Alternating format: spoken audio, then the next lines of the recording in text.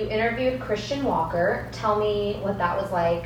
For those that don't know who Christian Walker is, he is the son of ex-pro NFL player Herschel Walker.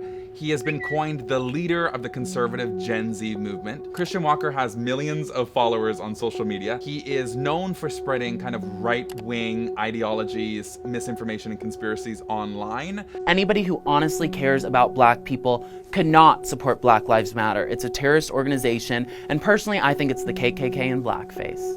BB texted me and said, "Hey, you should email Christian Walker." And I said, that's literally impossible. He hates my guts. First of all, he's blocked me on social media because we just don't agree with anything. I decided to email him, and 2 days later he responded and said, sure.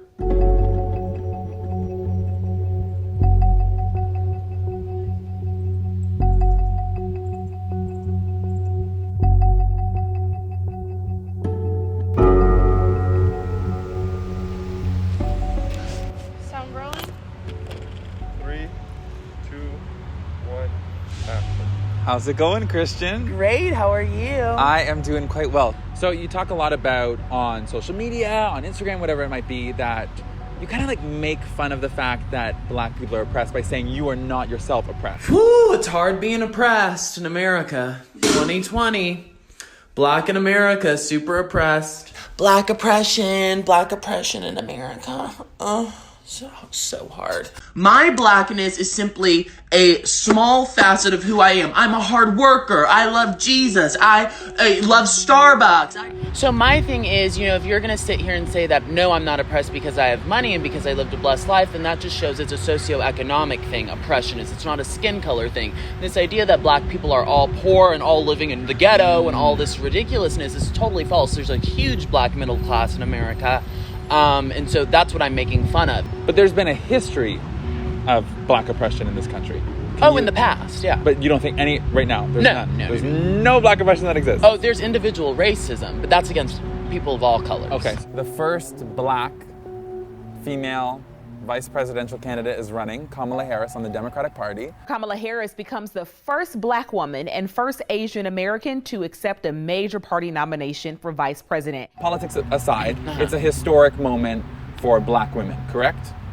I guess.